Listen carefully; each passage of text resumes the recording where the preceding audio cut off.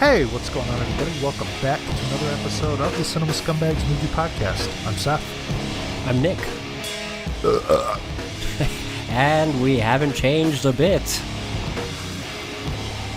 Good God. How's it going? No audible dialogue. It'll be all sounds throughout the whole episode. Welcome to Slacker Media ASMR. Ooh.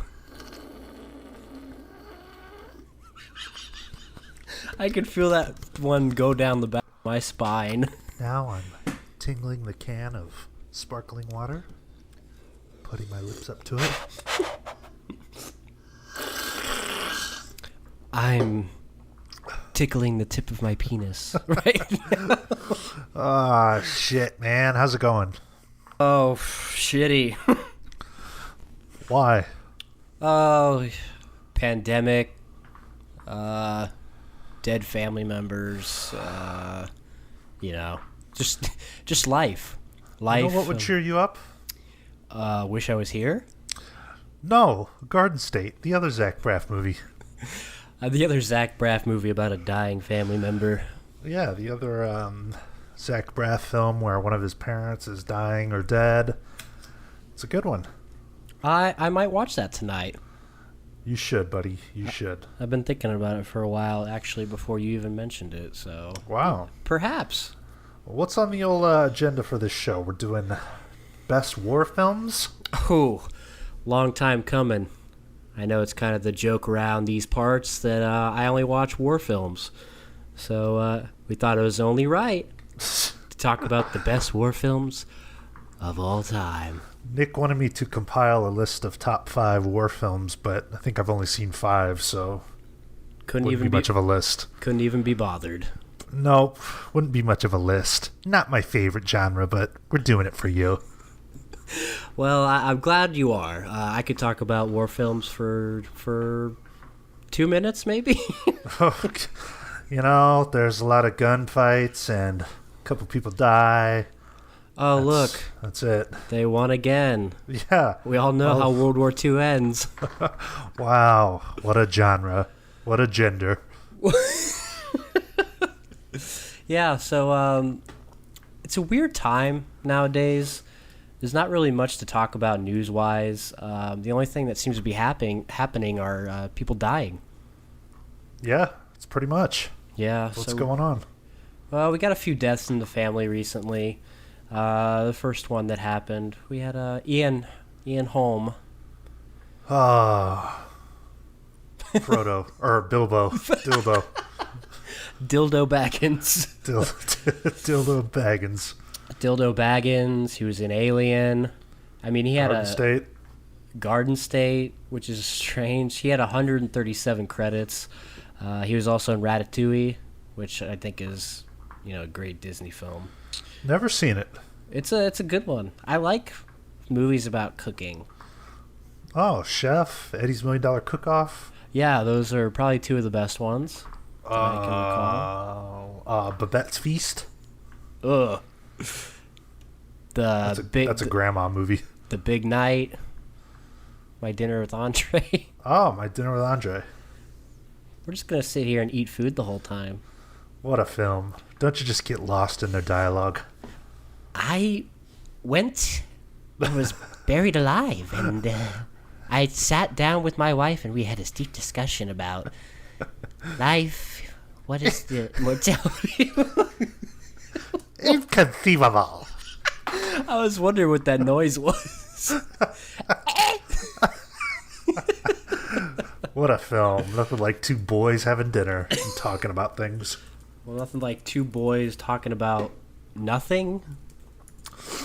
It's not nothing. What do they talk about? Life?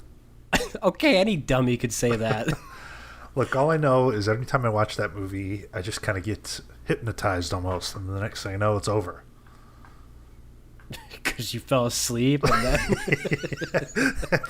Anytime I watch that movie, I take an hour and a half nap, and I wake up, and there's only 10 minutes of the film left. Oh, man, it is a great film. It is. But yeah, rest in peace, Ian. Hadn't done a film since 2014, which was the Hobbit films. So, huh? Damn. they killed him.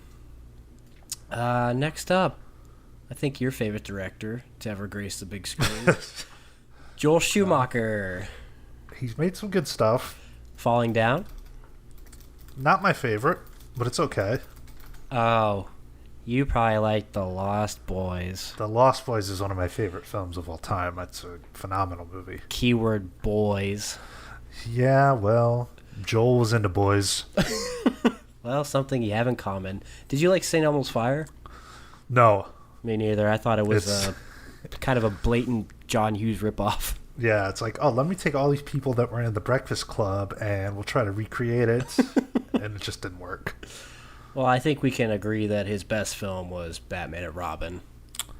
Yes? Yes. Oh, were you being sarcastic? Yeah, I was.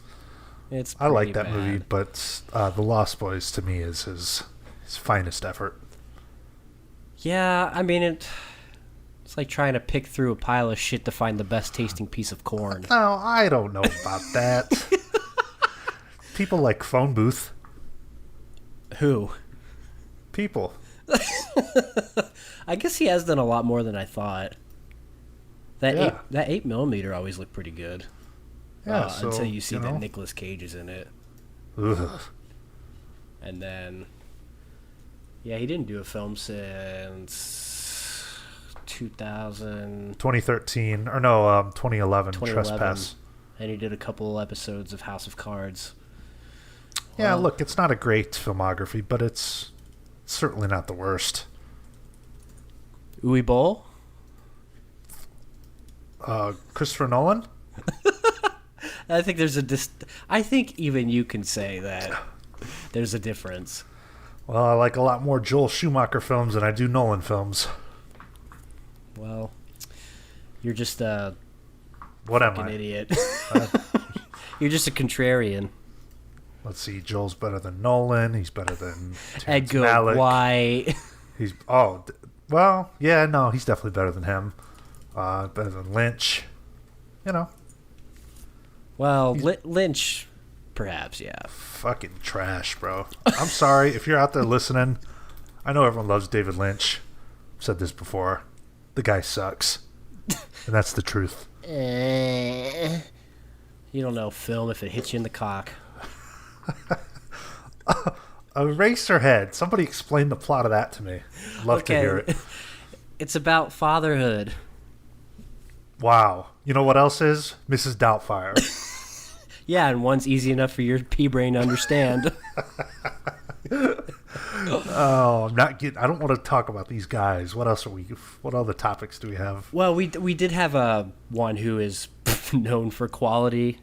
We had Ennio Morricone, masterful composer. I mean, he's done some of the biggest films, maybe. Alfredo. I would say biggest in like the foreign genre. I mean, he did the Fistful of Dollars for a few dollars more, Good, Bad, and the Ugly. The Thing. He did The Thing. Shit, I didn't know that. Once Upon a Time in America. The Untouchables. Probably one of the best, well, at least my favorite, Cinema Paradiso. Oh, my God. The Hateful Eight, where he like kind of came out of retirement to do for Quentin Tarantino. Yeah, so Ennio, I mean, shit, the song that plays in Cinema Paradiso when he finally gets to see the kissing scenes. Oh my God. Truly majestic. So good. I really need to go back and watch it. I almost went and watched it yesterday, but 3 hours was a little too much to ask for. Well, what is that, the director's cut? Yeah, which I think is the preferable cut. I don't know if I've watched that. Yeah. I think it really just adds more to his relationship with the girl that he's in love with. So I think it kind of brings it together in a better way than... What a film if you're a cinephile or a pedophile. And just think, it came from First Time Watch, the defunct series. It did. That's the only good thing that came out of that. No. M? You like that's you pretty like good. Walkabout? Fuck, you're right. I can't remember stuff. I don't want to commit 2 hours every 2 weeks to watching some fucking movie I don't care about. Well, then why'd we pick them? That was the point, was to pick a movie we all wanted to watch. And I did. And I picked Walkabout, and everyone bitched about it.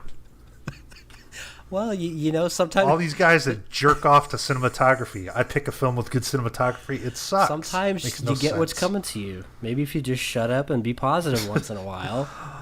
Oh, we love cinematography. We had Matt on here. Oh, I'm an aspiring cinematographer. I love nice shots. I pick a movie with nice shots. It sucks. It doesn't suck. It just, wasn't my favorite thing. I'm sure if I watched it again, before you get all huffy and puffy, if I watched it again, it'd probably be good. You like Nick Rogue? I do. Don't Look Now is great. Yeah. What was the other one he did? Shit, The Man Who Fell to Earth. Ooh, that one's really good. I love that movie. That's one of those good, we were talking about earlier, good depressing endings or endings that are kind of a downer. Oh, that one. Oh, shit, I forgot he did Bad Timing with Art Garfunkel. Oh, shit, I prefer Art LaFleur. Yeah, well, you would. Hate that movie about baseball stuff. I really enjoy that stuff. Ooh, pardon me. All right, we'll rip to the composer. Rip to... What's his name? Ennio Morricone. Well, here's something that your brain can get behind. A new documentary conceived by David Byrne explores the wonder of the color guard. Oh my God. The dazzling new David Byrne film? The dazzling offshoot of the marching band gets its moment in the spotlight. Sounds boring. When I saw the outline for this, I thought it was going to be a documentary about David I thought Byrne. so too. I'm looking at it now and it says it's conceived, so he just fucked it? Oh, God. Same as it ever was. Same as it ever was. You can make a doc about the marching band, it still sucks. Burning down the house. What? Oh, Once in a Lifetime. He's done some good songs. He's done okay. Done okay for himself. Stop Making Sense is a great film. Yeah, Stop Making Sense is good. It's good. Well, it's good. You like Mel? Mel Brooks? Mel Ott? Yeah, Gil Hodges. Oh, is that who he plays? No, what are we talking about here? Oh, well, we talked about this last week or whatever. Mel Gibson? Oh, Mel Gibson. What? How many other popular Mels are there? Mel Ott, that's the baseball player. I know, but I did... So that I hit you with the quote from Field of Dreams where Frank Whaley's like, Smokey Joe Wood, Mel Ott, Gil Hodges. Oh, God, I'm sorry. I guess I don't know the film as well as I should. Fucking loser. Well, here's a quote that is even better than that one. So, Winona Ryder accuses Mel Gibson of making comments that category, and I repeat... What? That's the title of the article. What is it? Winona Ryder accuses Mel Gibson of making comments that category, and I repeat, and then it ends. Well, the story is, regardless of that article, what did he say to her? Some comment that she was offended by like 25 years ago? Okay, well, this is what... There were a few comments. So the first one, it says, "We were at a party full of people with one of my good friends. Honey, I was smoking a cigarette while conversable... What? When all of a sudden I said to my friend, who is gay, wait, and then I'm going to get HIV/AIDS? And that's what Mel Gibson said. After that, the conversation touched on anything related to the Jews, and he said to me, you have not walked in... What the fuck is this? What are you, have a stroke or what? No, what is going on here? The quote in this is ridiculously... Well, you're fucking reading like a translated article or something. Yeah, okay. So basically, Mel Gibson walked... Fuck. Like you're talking out of order or something weird. Yeah, it was weird. Basically, what he said was to her gay friend, "Oh wait, am I going to get AIDS?" And then came up. Okay. And then something came up about Jews, and he said, "You're not an oven dodger, are you?" Look, that's pretty funny. And like, I mean, you should never say that to somebody, but in like a joking way. As a joke, that's kind of funny. The Right Company Right, but you shouldn't say that. And I'm sure he did say that, but why the fuck is Winona Ryder feeling the need to bring this up all this time later? Shouldn't she be doing a press junket about fucking Stranger Things or something? Well, she have nothing else to talk about? Well, she's stolen all the bras from Victoria's Secret, so... My God, she's a thief. Well, it says around 1996, so she's had her time to... Can we get off fucking Mel Gibson already? I mean, the guy took a lot of shit. He said horrible things. He's done some horrible things. You know, what the fuck? I mean, yeah, right. How many times do we have... We know he's done terrible things and he said terrible things. But what I don't really understand the unprovoked nature of bringing it up. And I don't know, maybe we're picking the wrong side in this situation, but... I'm sure we are. I'm sure... a majority of people would think, wow, these guys are fucking insensitive and laughing at a oven dodger comment. I mean, it's a horrible thing to say to somebody, but... Who is Jewish, Jesus Christ. you know, but... Right. But I don't... We know what kind of person Mel is, and it's not like it's something that he said a week ago. Something nasty he said 30 years ago, and, you know, let's... Just nothing else to talk about. It's that fucking cancel culture bullshit, you know? Well, yeah, it's... Like, haven't we hit Mel Gibson enough? You know, the guy's paid his dues. Fuck. Yeah. Yeah, that's a good point. It's just something... I'm a big fan. Love Mel. No rules. Well, I am too. Might see him coming up in a list soon a couple times. Oh. So... well, what we really want to see him coming up in is Lethal Weapon 5. Oh, yeah. Yeah, Lethal Weapon 5. Directed by... Too old for this shit. Directed by who? Who would get you excited? Dick Donner. True, but he's 90. Well, he's got some shit left in him. Let's go. One more swan song. Come on, Dick, do it for Seth. Come on, Dick. Do it for a guy you never met before. Let's go, Dick. Well, fuck, I didn't realize he was 90 years old. Holy shit. Yeah, he was in that Josh Gad Goonies video and couldn't figure out his technology. I think it was his 90th birthday during that video. Man. Sounded good, though. He might still have one more left in him. Oh, is he attached to that? The Goonies? No, to Lethal Weapon 5. Is he? Are you looking it up? Yeah, let me look real quick. Live fact check.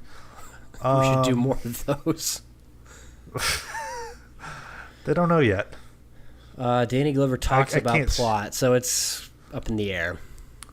We're trying to make the last Lethal Weapon movie, and director Donner's coming back. It looks like he's coming back. What? If they can get him and get it rolling. Well, I've only ever seen the first one, and it's great. Yeah, I mean, I like Lethal Weapon. It's not like... that genre is... nothing in that genre is, like, amazing, I don't think. Well, and nothing in that genre really works well in the 2020s. Like, it worked well in its time. Like, if people saw a Lethal Weapon 5 trailer, like, I feel like that wouldn't make any money. No, probably not. Especially, you know, if Mel's in it and it were to come out now. Well, whatever. I'd watch. I'd watch, too. Danny Glover's great. Come on, Richard Donner. Let's end with Lethal Weapon 5 and then Goonies 2.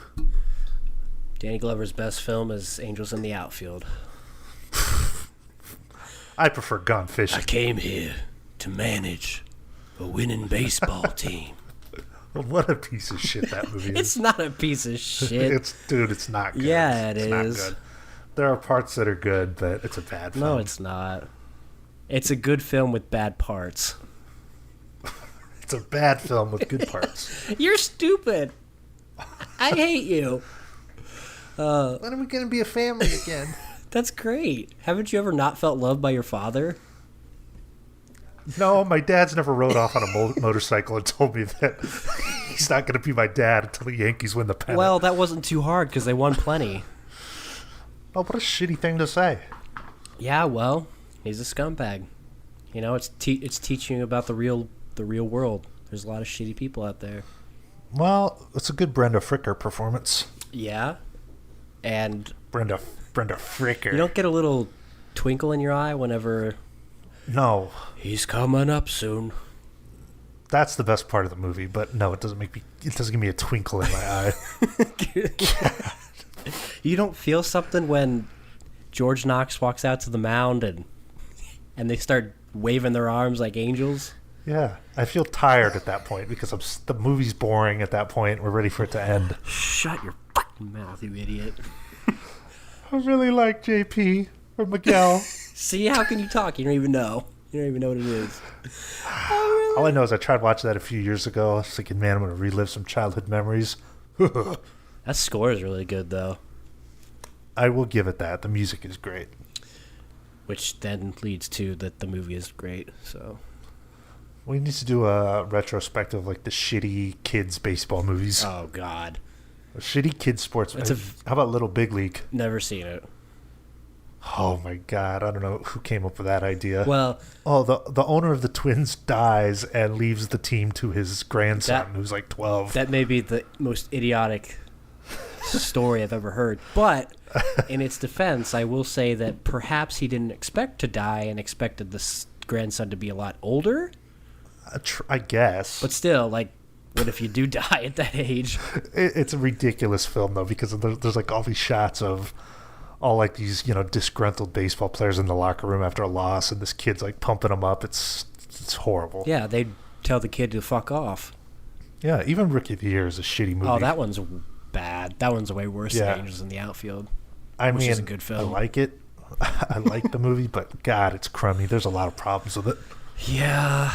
Well, you mentioned kids' sports movies, Big Green. Oh, putrid. It reminds me of my rec soccer days, but speaking of Big Green, we had our boy, Bug Hall.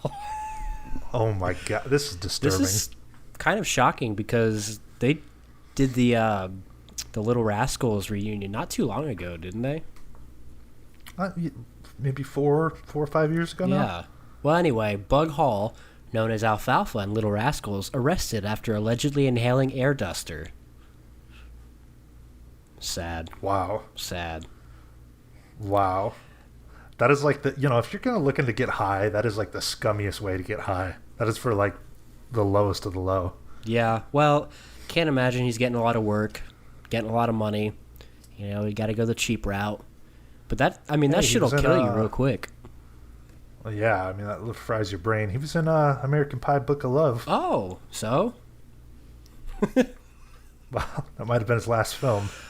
Well, he's 35 now, and it says arrested Saturday in Weatherford, Texas, after cops responded to calls for a status check for a possible overdose poisoning. And they said someone was behind a dumpster huffing. Looking a little crummy there, Bug. Yeah, that's embarrassing. Poor guy. Maybe we can get him on the podcast. It's funny you brought him up because I was just going to say, talking about shitty kids movies, Little Giants, which he's in. Is he? That's probably my favorite of the shitty kids movies. Maybe he's not in there. Am I tripping? Someone tell me if Bug Hall's in Little Giants. Well, that's fun. You know what Google is? He's not. He's not in Little Giants. Is it that other geeky kid? Wait, is Bug Hall in a soccer movie? Yeah, the Big Green. That's what I was thinking of. That's why I brought it up. Wow, you're so far ahead of me. That's okay, bud. It's all right. You're just waiting to get off here. God, that's a bad mugshot. He's wearing like the typical like jail outfit. Oh yeah, it looks bad. I guess Arachnoquake wasn't really doing it for him. Yikes! Poor guy. Well, Bug, hope you get the help you need. That's nasty shit. First it was Sean Weiss, and now it's Bug Hall. Who's next on the list of child stars that get arrested? Devon Sawa. Okay. Yeah, I could see that.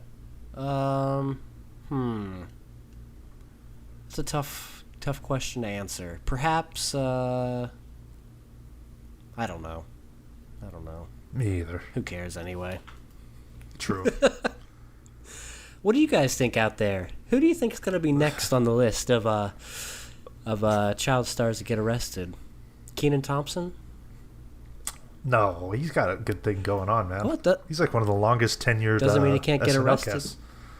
True, but why would you be a huff and air duster if you're fucking on SNL? Oh yeah, he's got it made, but he's probably gonna. I think he's one of the. He's been there forever. Yeah, or the longest tenured SNL cast member. But what does that say? That he's not good enough for movies? And well, I mean, a lot of people would kill to be on SNL. I mean, that's very true. I think a lot of people get on there. I mean, I think it's like historically, a lot of people have gotten on there and they use it to like launch their movie career. Yeah, it's like a step. Yeah, he's just kind of content being there, and that's cool. Yeah, no problems at all. Never seen Good Burger though. Oh, I mean, it would suck now for you, but actually, it's funny. When I was scrolling through Facebook today, a clip popped up from that new All that's going on, and it was Good Burger, and it was just Kel, but still holding on to that little sliver. Yeah, I like the Good Burger film.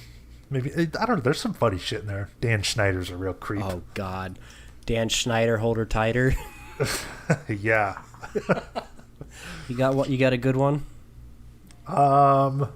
Dan, show me your feet while I beat my meats. That's it. I don't want to get into it. I got one more though. All right. Dan, touch my dick. I'll put you on Nick Snyder.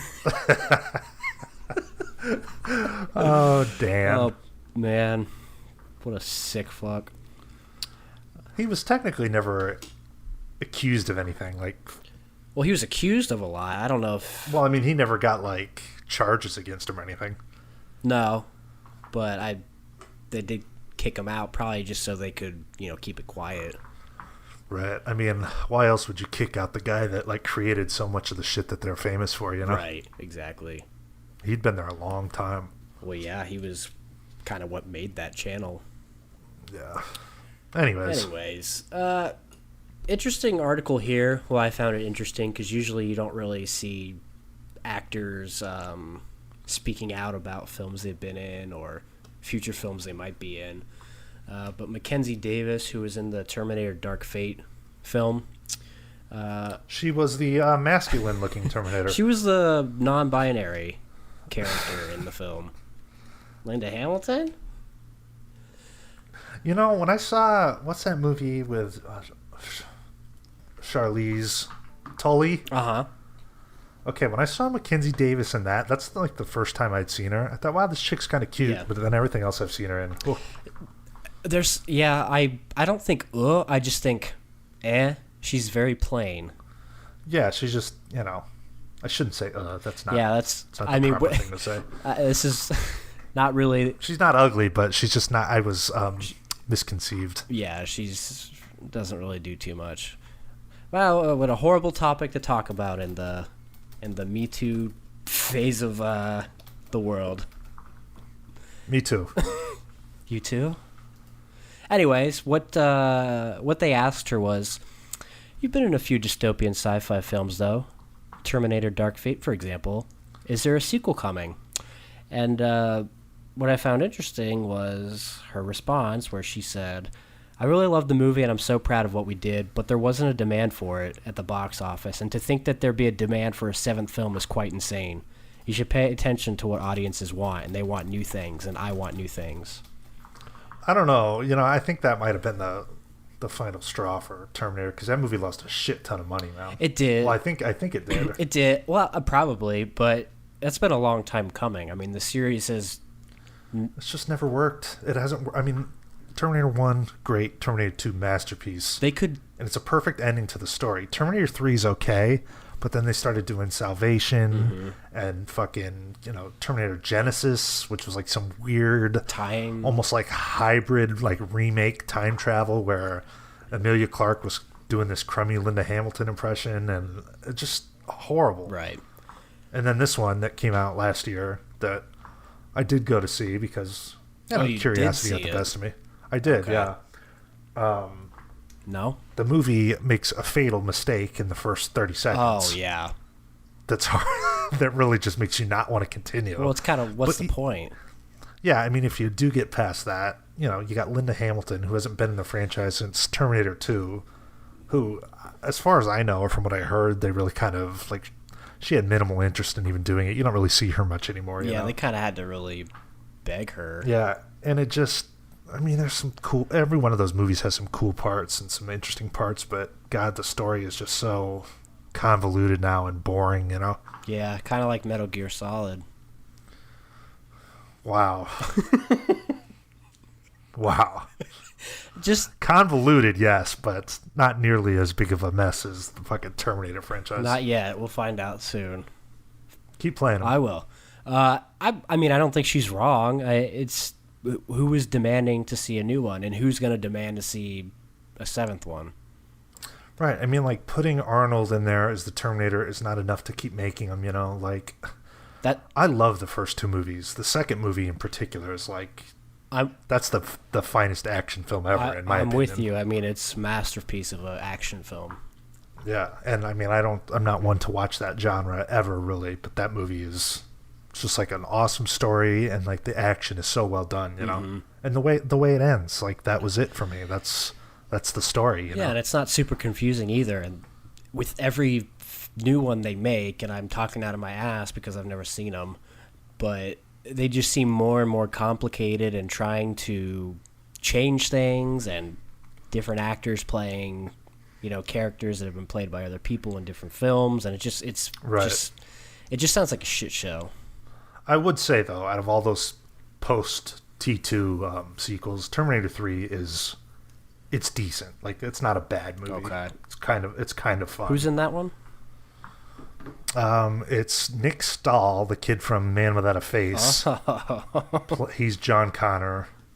And then it's like this chick Terminator. I don't know what her name is, but she's smoking hot. That one in the film. Okay. Yeah.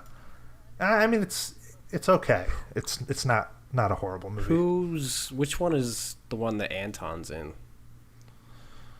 That might be Salvation. Is that the one with Christian Bale as well? Yeah, that's yeah, he was in Salvation. Okay. I mean, not Anton Yelchin as Kyle Reese. Oh, well. Gonna run right out and watch that one. Join the prep club too.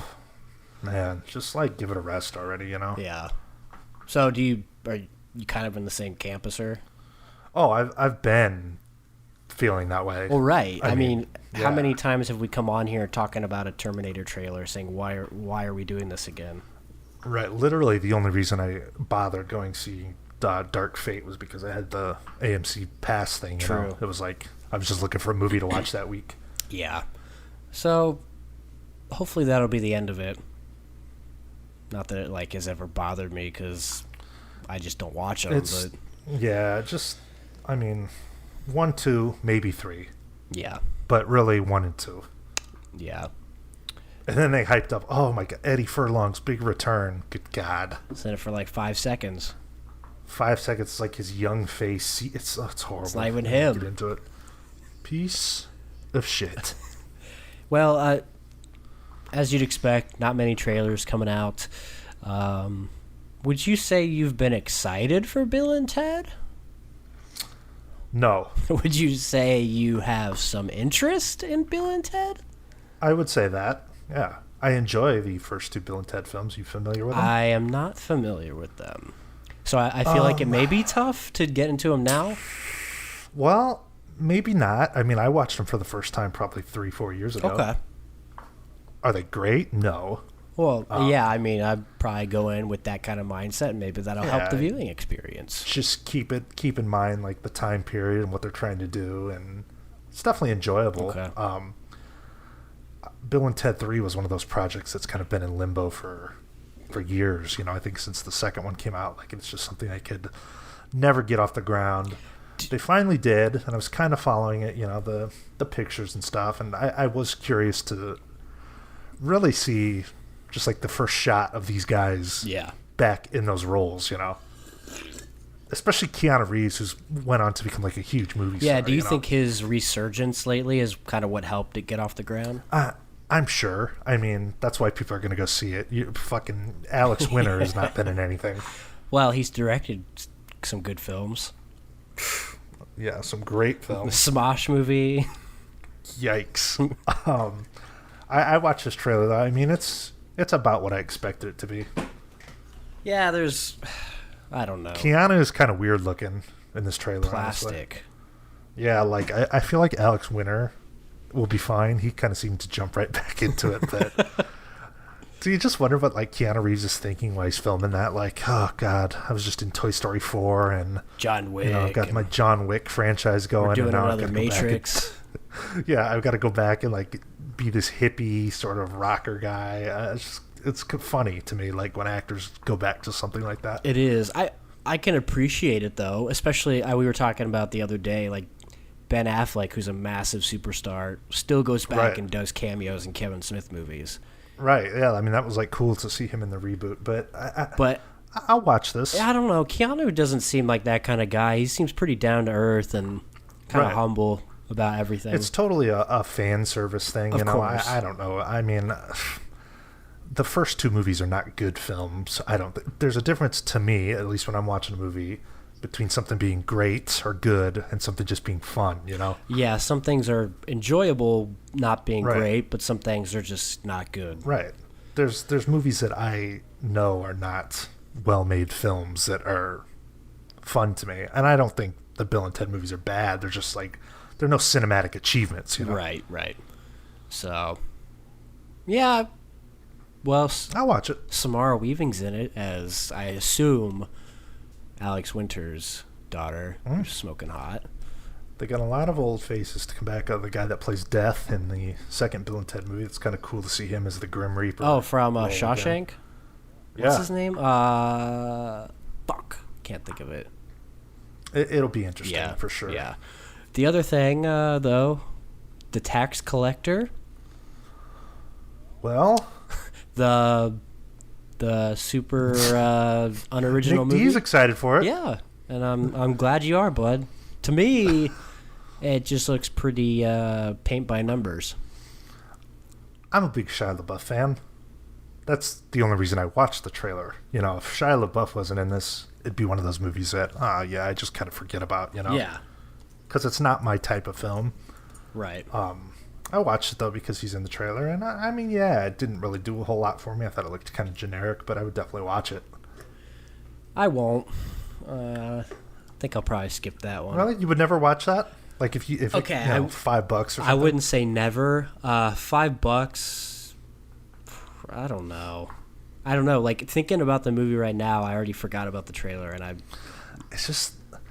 I don't know how to describe it, but, like, those types of movies are of very minimal interest to me. Like, I don't even know what it's about, but, just you could tell the way it's shot, like, those typical looking bad guys, and there's a bunch of guns, and it's just like, fuck. There's, like, no real characters or... Yeah, I don't know. Well, David Ayer is not a great... Is he some great director? Because I don't think so. He's not great. He's made a couple things I like. Fury's good.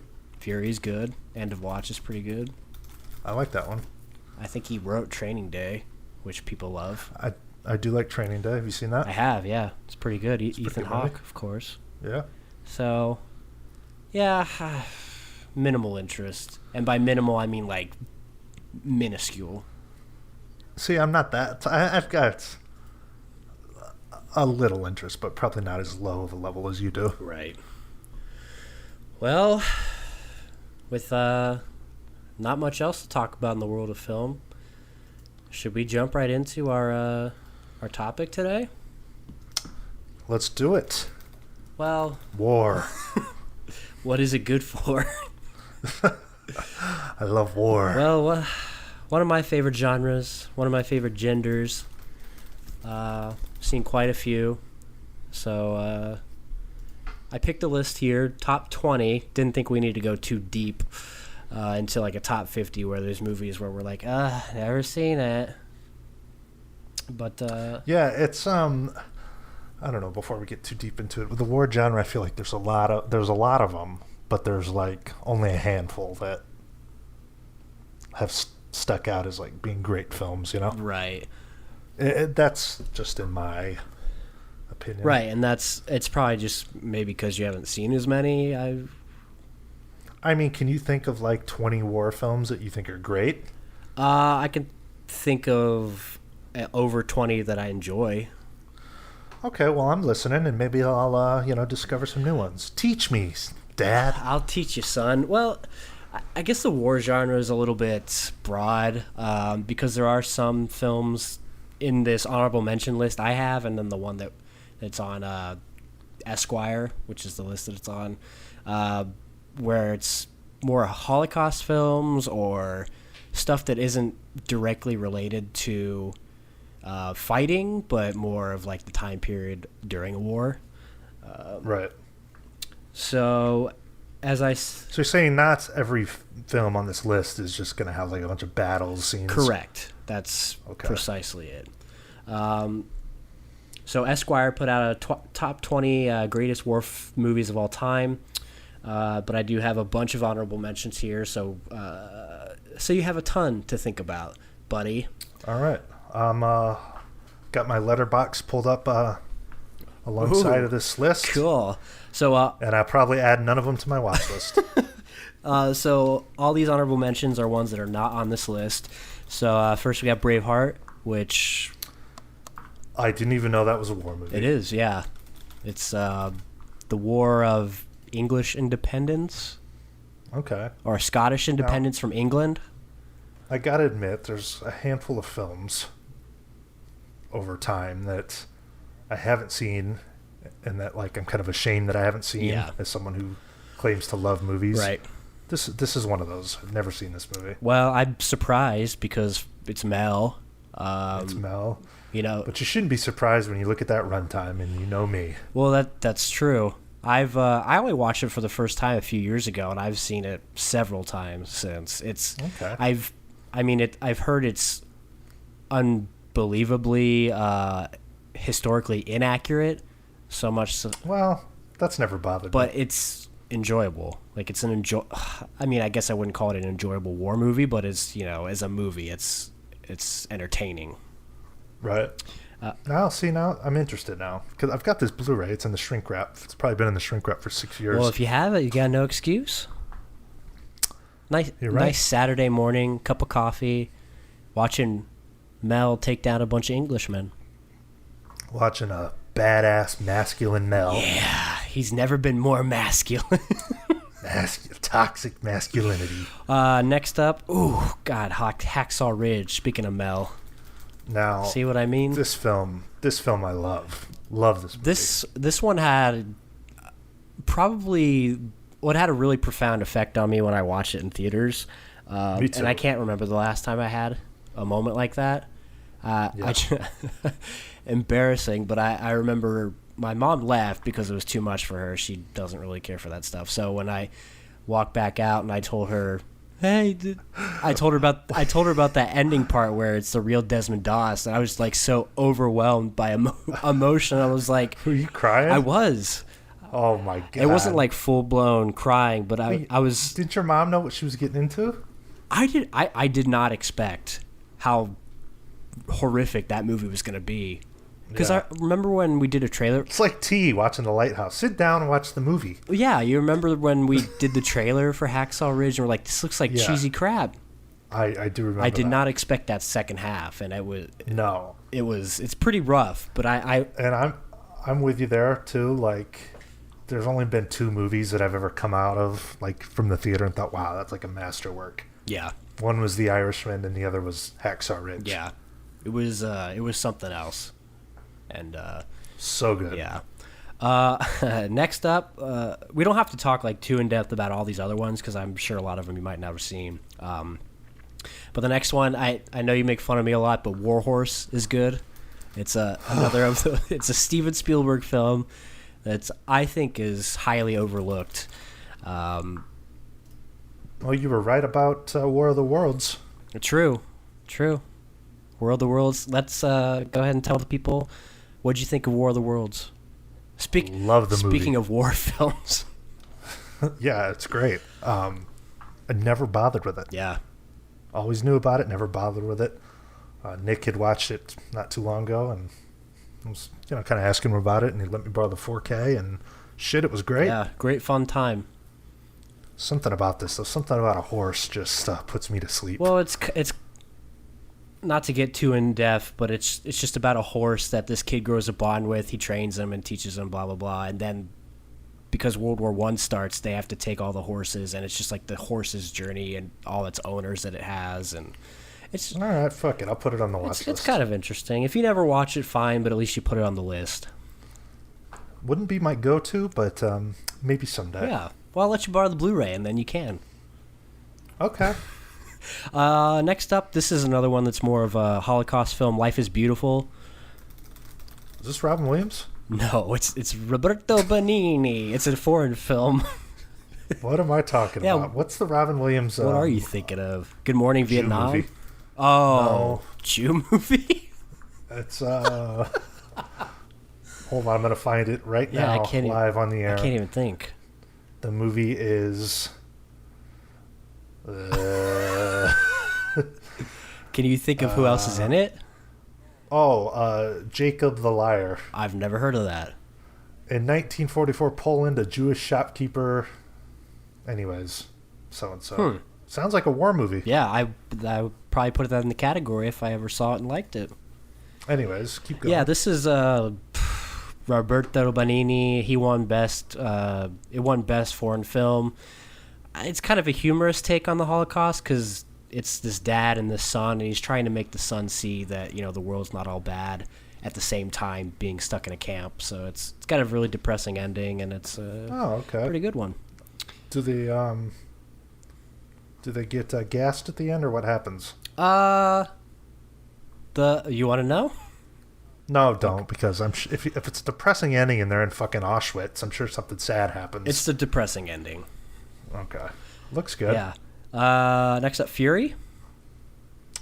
Fury went out to Target the day that came out and blind bought the steelbook. It's a nice little steelbook. I still have that one in my collection. I watched it that night and haven't seen it since. Oh, wow. And how is that movie 6 years old? Oh, my God. So it was the same year as Boyhood? Yeah. Good fucking God. Life is flashing before our eyes. Help. Yeah, Fury's good, especially for a tank movie. I do like Fury. A lot of good people in that. Yeah. Shia LaBeouf is great in that film. Brad Pitt, I've grown to be a bigger fan of in recent years. I like Brad Pitt. Yeah.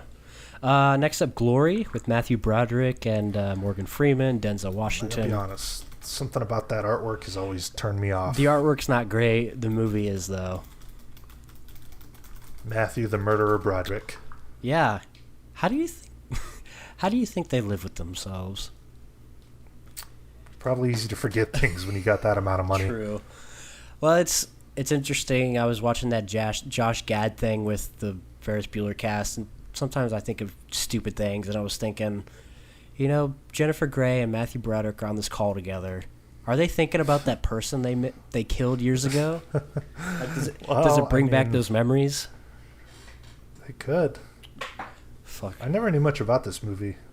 I'm interested, though. Yeah, it's good. 4K looks good. I'll let you borrow that one, too.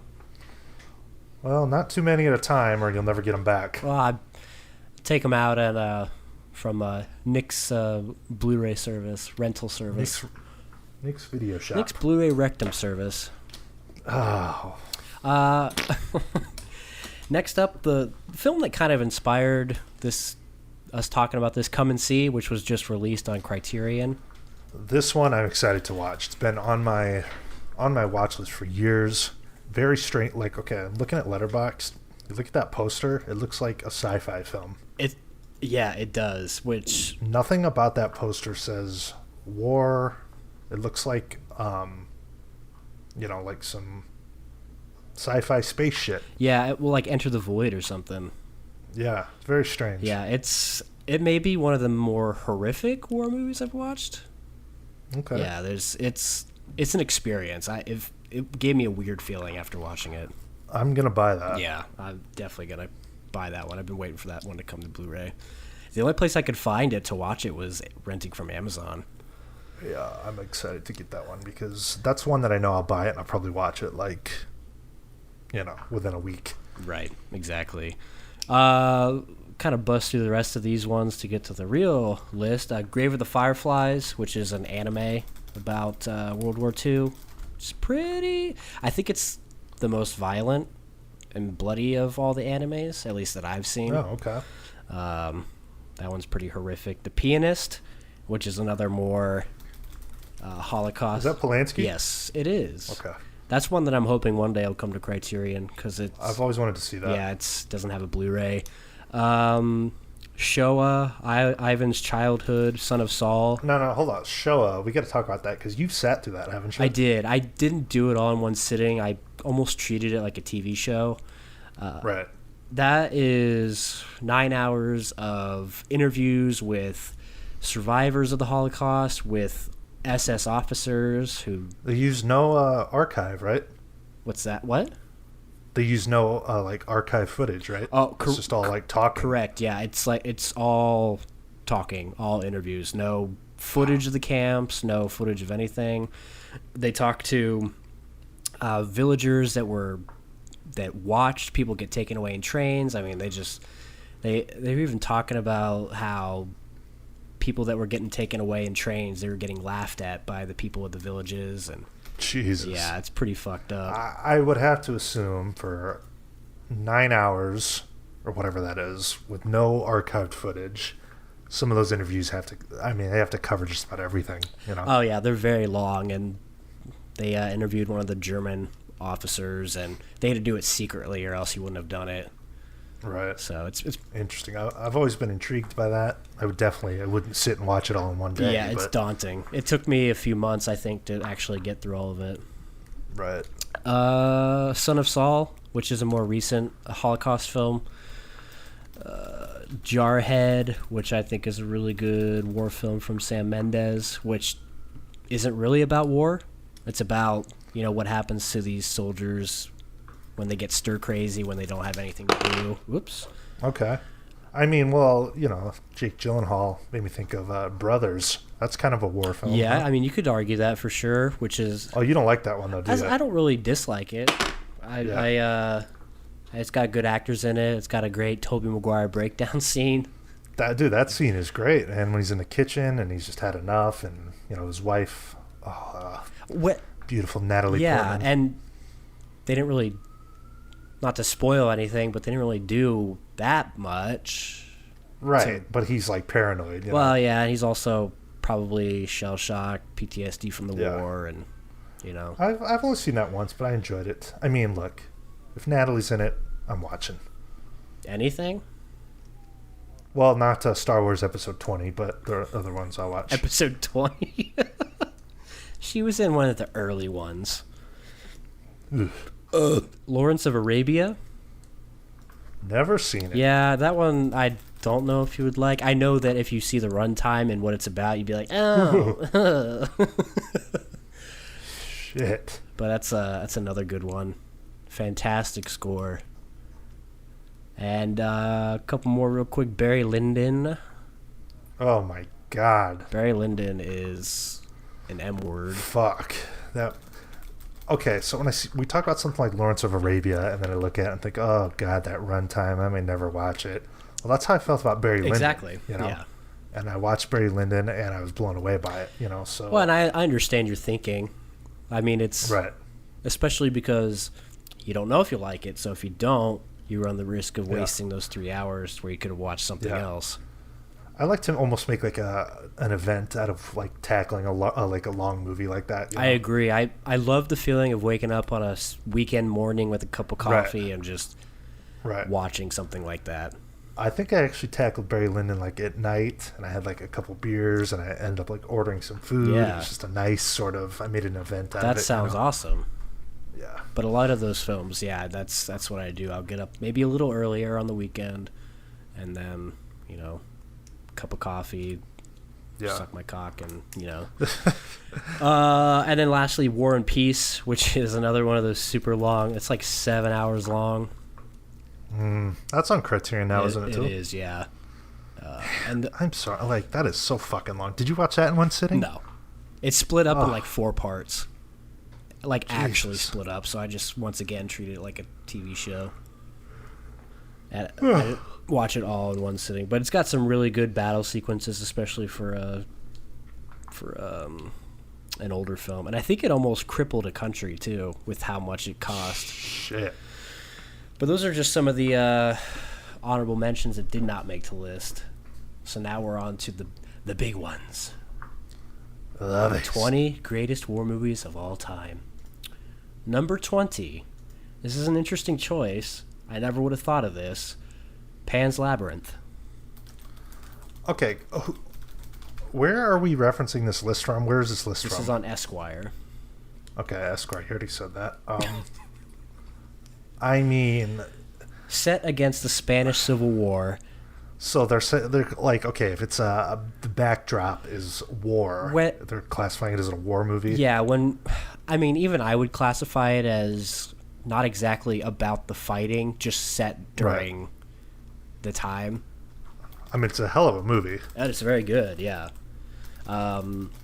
Set against the Spanish Civil War, Guillermo del Toro's strange look into the era as a fantastical triumph and a welcome respite from the obvious war genre. The film juxtaposes issues related to the Civil War with horror films. So, I mean, I guess I'd have to watch it again. There's a pretty horrific scene, though, when he beats that guy, his face to a pulp.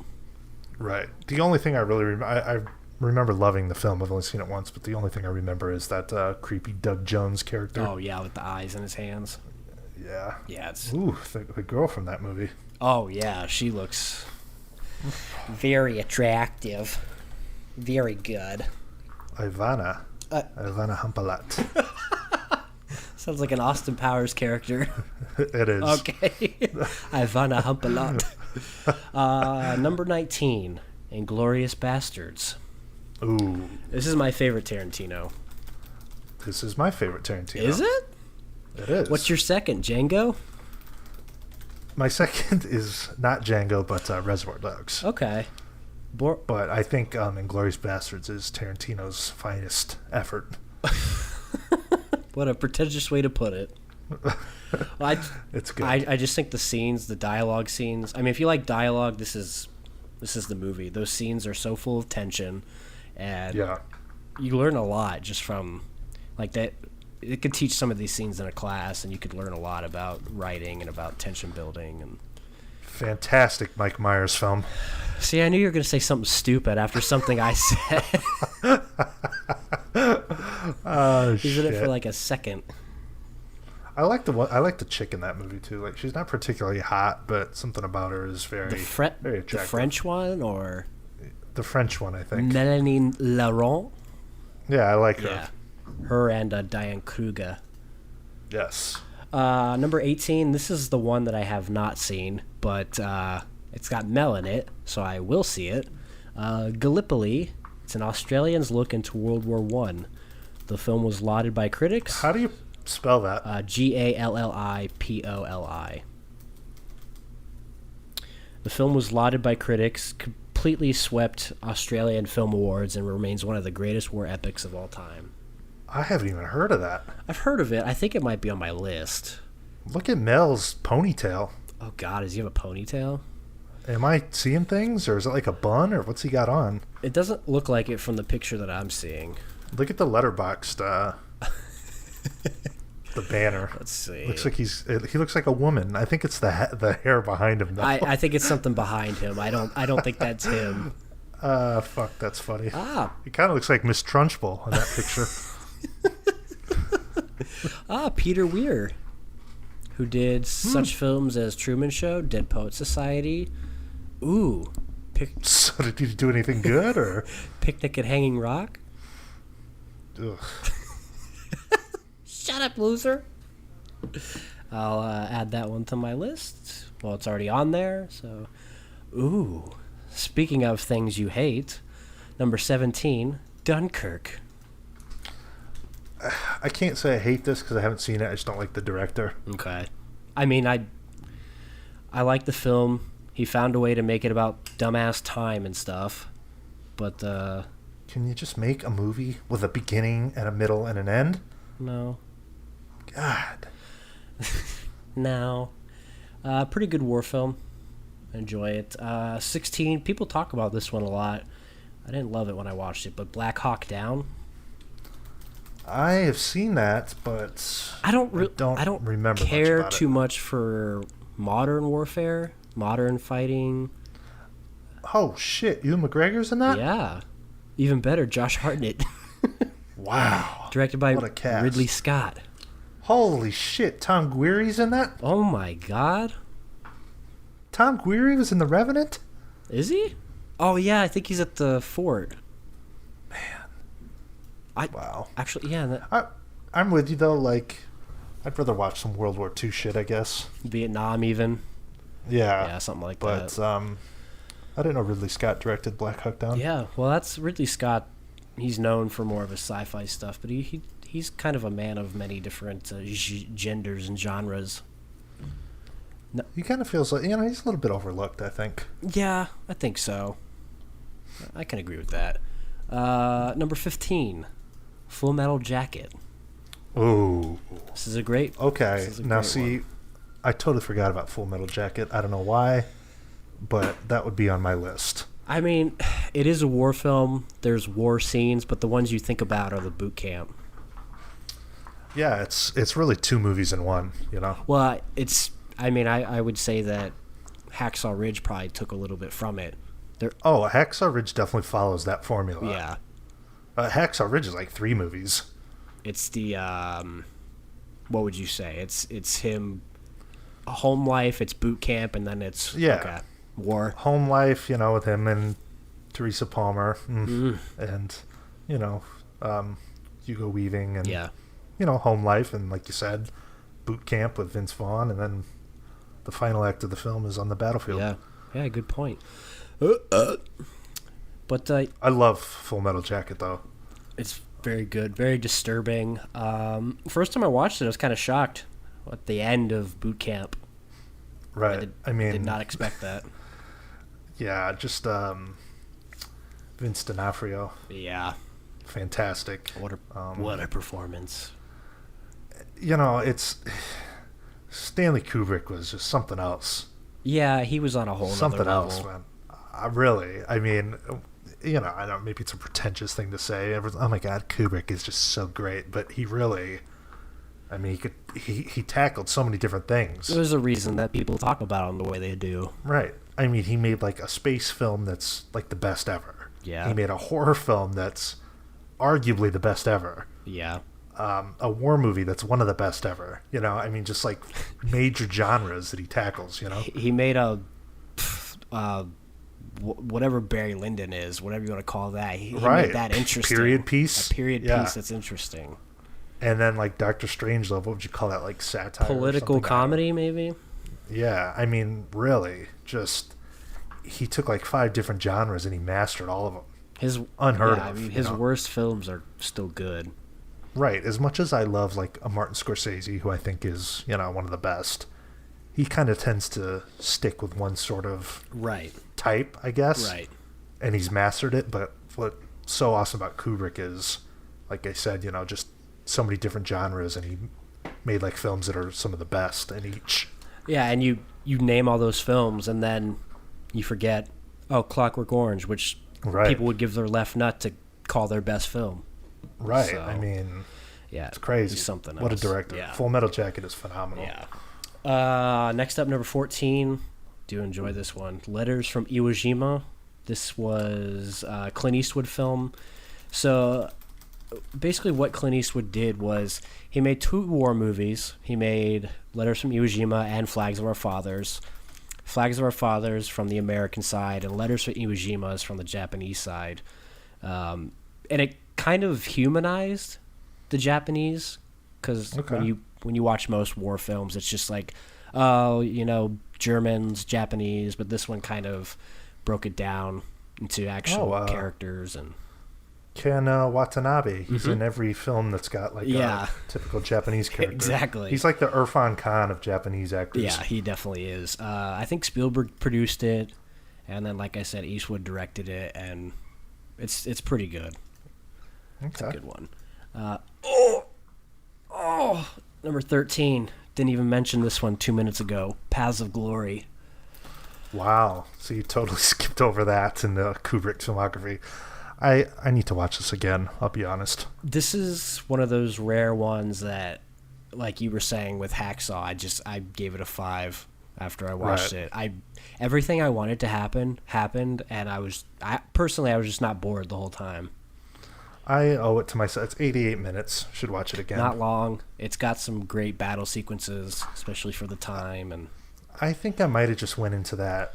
You know, I was coming off like The Shining and 2001: A Space Odyssey, right, and Clockwork Orange, and then you go to like a 1950s Kubrick film. I just don't think I was expecting what it was. Right. I need to watch it again. And that's fair. And I could argue this one's more of an anti-war film because there's some sequences with Kirk Douglas where he's arguing with superiority. And isn't it just crazy how like you're looking at the pictures of this movie and like Kirk Douglas kind of looks like a middle-aged man in 1957. Oh yeah, he just died. Yeah, fucking crazy, man. Well, he was probably 40 at the time when he made this. Yeah, just crazy. Insane. Some people have all the luck.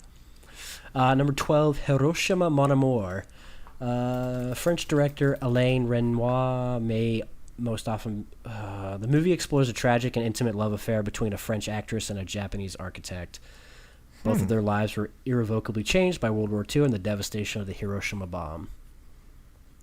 I do own this Criterion. I watched it. Wasn't thrilled with it, but... Really?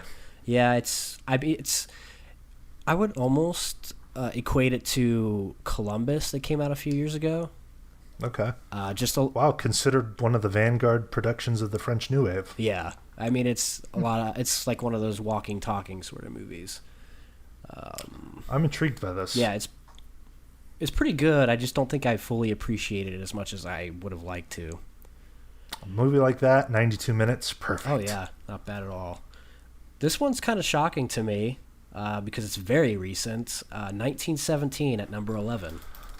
You know what, though? I can see that. I can, too. That movie is awesome. I love this movie.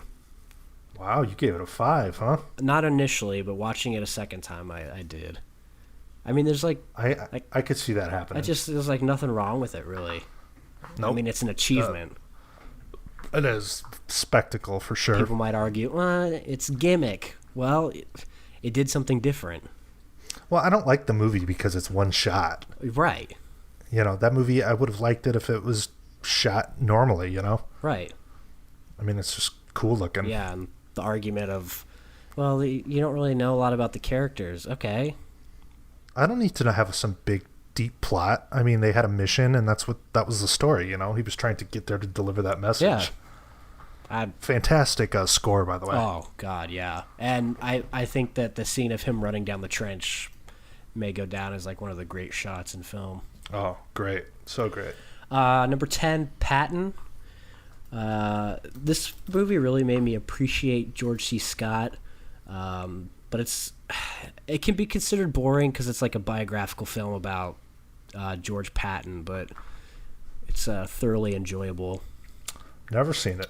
Went on to win 7 Academy Awards, including Best Picture, and Jackass 3, I think, where he's standing in front of the flag. Yeah. Yeah, that's what that's from. Cool. Oh my God. Number 9. Schindler's List. Fantastic film. What? I've only seen it once. Probably don't need to watch it until I'm in my 60s if I make it that far. Yeah, when was the last time you saw it?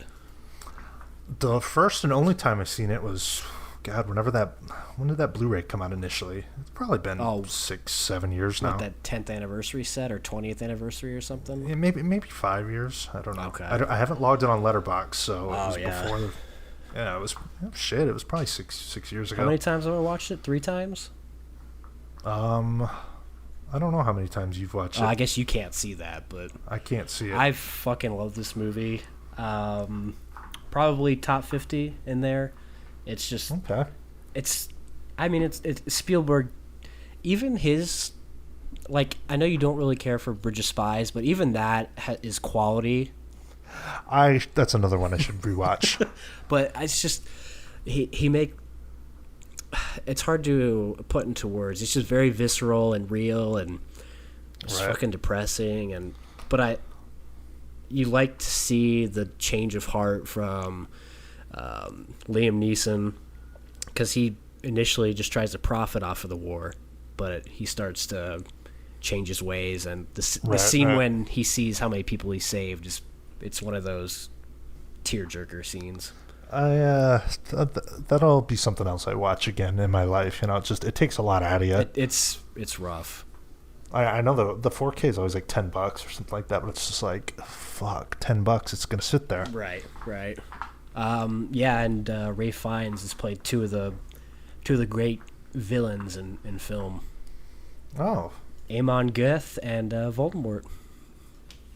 Oh shit! Ben Kingsley's in this movie. Yeah, he's like Liam Neeson's right-hand man. I love Sir Ben Kingsley. And what an actor! And Embeth Davidtz, Miss Honey from Matilda. Oh. Yeah. Yeah. It's a great one though. I really love it. I really love it. Number 8, Bridge on the River Kwai.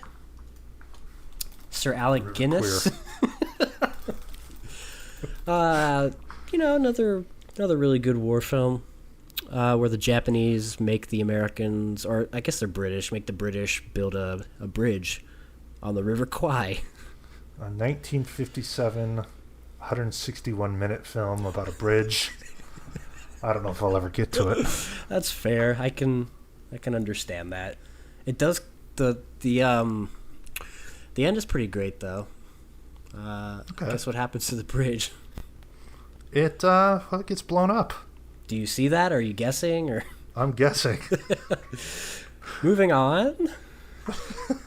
Number 7.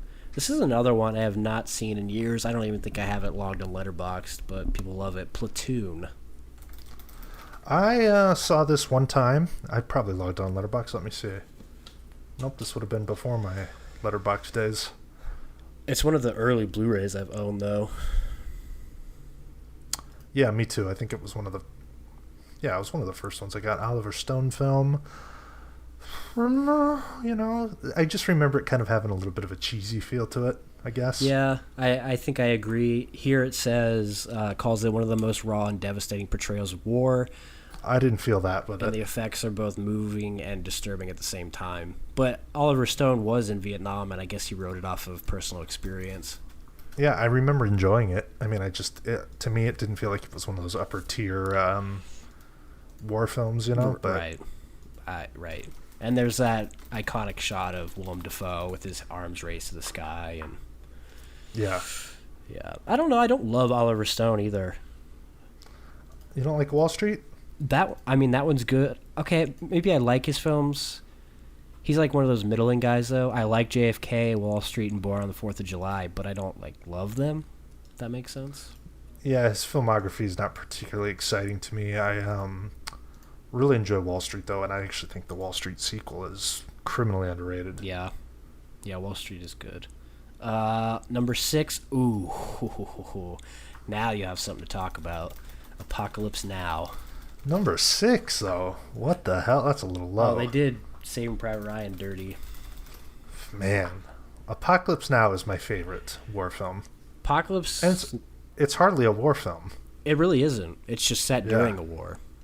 Yeah, there's a couple combat scenes, I guess, but it's mostly the story of them trying to find and eliminate Colonel Kurtz, played by Marlon Brando, in a fucking amazing performance.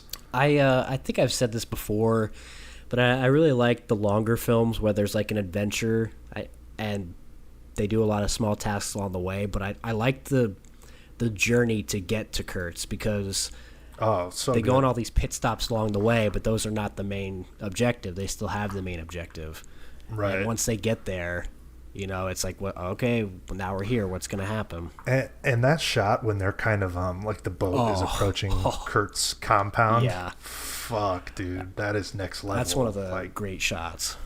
Yeah, and just the story behind that movie, the pain in the ass that it was to film for Coppola, and fucking Martin Sheen having a heart attack, and I mean, I know most of you guys probably know about it, but the Hearts of Darkness documentary that's out there that chronicles the pain in the ass process of filming that movie. It's definitely one of the best filmmaking documentaries I've seen. Easily, yeah. It's just kind of one of those films. Yeah, that's an amazing movie, man. amazing. Let's Great 4K, by the way. Oh yeah, really great 4K. Number 5, Ran. Ran? Yeah, from Akira Kurosawa. Oh, okay. I've heard this is one of his best, and I do want to check it out. Those samurai type films are tough, though. Yeah, it's a reimagining of Shakespeare's King Lear. Yeah, which is kind of what Kurosawa did a lot of, is those old Shakespeare films. I bought Seven Samurai. Like, that was one of the first Criterions I bought. It's still in the wrapping. That was one of the first ones I got too, and I remember not loving it. I think I gave it like 3.5. 3.5. Yeah.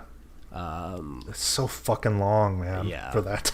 Yeah. For that type of movie. But this one, I don't know. Maybe because it's not black and white, it's shot really well. Maybe it'll help. But yeah, that's Kurosawa hasn't really done it for me too much. I'm sorry, but putting that above Apocalypse Now, whatever. Yeah. Well, what do I know? I haven't seen it, but well, I think it's criminal what number 4 is, and number 4 is Saving Private Ryan. Oh my God, that should be like 1 or 2. Yeah. Now. Probably Apocalypse Now and Saving Private Ryan should be 1 and 2. Yeah, those would have been my my top 2 picks. I mean, not that it matters. One of your favorites, huh? Not that it matters, but I think this may be my favorite movie. Well, that's a damn good pick. Yeah, I mean, I have the better Tom Hanks movie as my number 1, but yeah, very true. I mean, you're on the right path at least. There's just war movies. They didn't do anything near what this movie did. That whole 20-30 minute sequence at the very beginning just kind of hits you, and you're kind of sobered the rest of the way. Man, there's nothing like it. Fucking so good, dude. And this is like one of those films I remember watching super young. Like one of the first probably R-rated movies, or just like graphic movies I ever watched. And yeah, I vividly remember seeing that that opening beach shot many times. Yeah. And movies like this are hard to put into words, because what can you say that hasn't been said before? Right. But there's just so much fantastic stuff about this movie. The battles, I mean, it's got a stellar cast, and Spielberg was top notch around this time. Like 90s was an incredible time for him. Yeah, fucking 1998, man. That movie's kind of old already. Oh yeah. I actually had the privilege of seeing that in the theater last year. Never saw it on the big screen. Oh, that was awesome. It's something else. That's one of those theater movies for sure. I saw it in theaters as well a few years back, and I know you always complain about people getting up and pissing, but I had to piss from the very beginning, and I piss before the movie starts. I sat through the whole thing, and I felt like my bladder was going to explode. And I'd already seen it countless times, but I just could not get away. If you had to piss before the movie starts, why wouldn't you have gone? Because I didn't have to piss before the movie started. You just said as soon as it started, I had to go. Yeah, not before it started. Well, don't ask me. Makes no sense to me. You have no control over your bodily functions. Well, 1 minute you don't have to pee, and then a few minutes later your body tells you, well, it's time to pee. You know, it's not just like... Fucking go drink some water beforehand and go to the bathroom. God, shut up, loser. I always empty my system out before the film. Oh my God, you're so much better than everybody because you pissed before. What do you pay for? Do you pay to watch the movie or to take 5 bathroom breaks? I'd pay to be entertained, and if I don't want to sit there in pain the whole time, I'll go piss. Mental illness on your part, not mine. I think it's mentally ill that you care so much. Yeah, my girlfriend says the same thing. She thinks I've got issues. Well, I will say that the Pee-wee thing was a little out of control. That's totally different. But yeah, I know what you mean. That was out of control. But yeah, 4, Saving Private Ryan. You know what? It's especially disturbing because number 3 is The Hurt Locker. Which is probably not a bad movie. I've seen it, kind of forgot about it. But number 3 of all time? Is it because Catherine Bigelow is the first woman to win an Oscar for Best Director? Is that why? I remember, I think I've seen this. Yeah. I don't even know if I have or not, but it didn't do much for me. It's not bad. I just think it's a little bit overrated. Yeah, this list sucks for that reason alone. That should have been...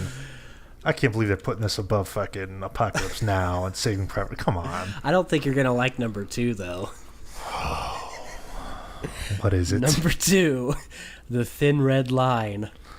Oh, ew. I fucking forgot about that movie. I knew it was going to be on here. Have you seen it? Bought the Criterion, sold it. Did you watch it? Didn't even open it up. God, you are mentally ill. Yeah. I hate Terrence Malick. Well, Hate him. I think you might appreciate this one.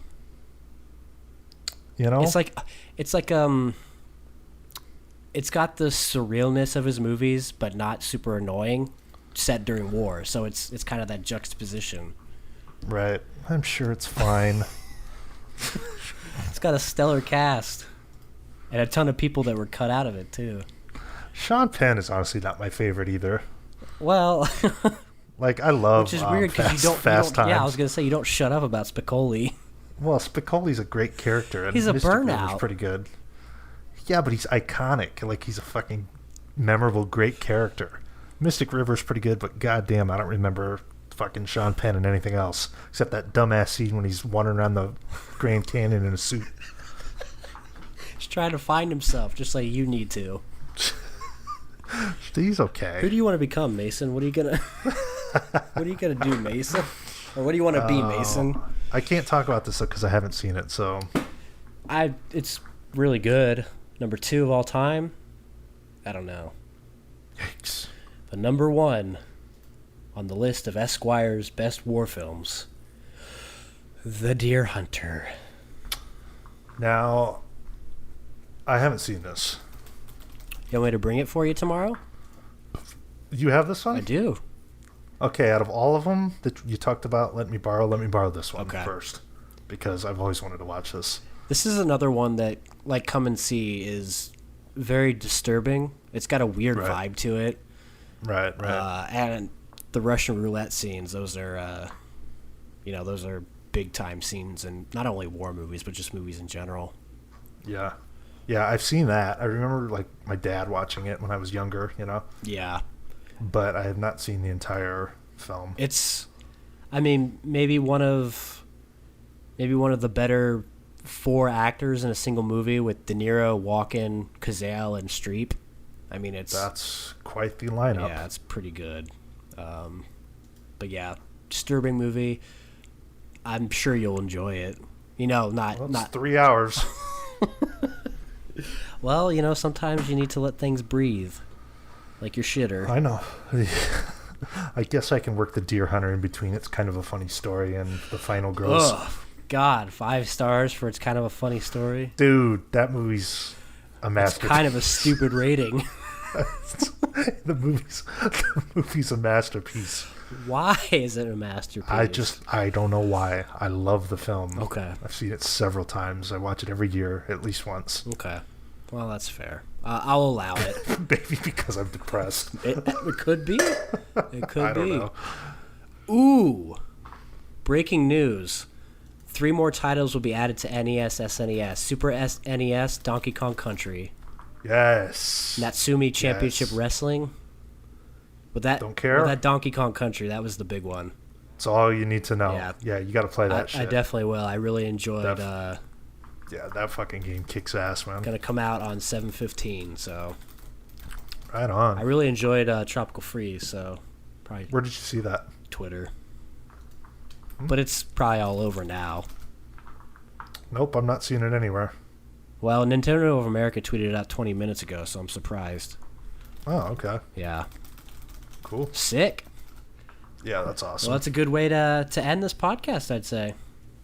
I don't think we really need to talk about Blu-rays because, we're already almost an hour and a half into this. No, this is a long episode. I think this is one of our better, where we take a topic and we actually talk about it. Yeah. I haven't seen it. So hopefully you guys enjoyed this, and make sure you let us know what your favorite war films are.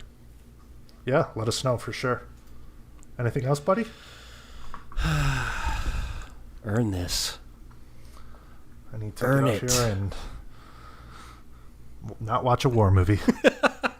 I think I'm going to go ahead and watch Garden State. There you go. Do that.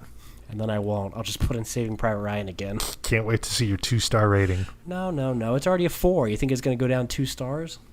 Better go up. Well, I can't just make it happen. I got to turn my air on. It's hot in here. Well, let's end this. All right, guys. Thank you for listening. And as always, go fuck yourselves.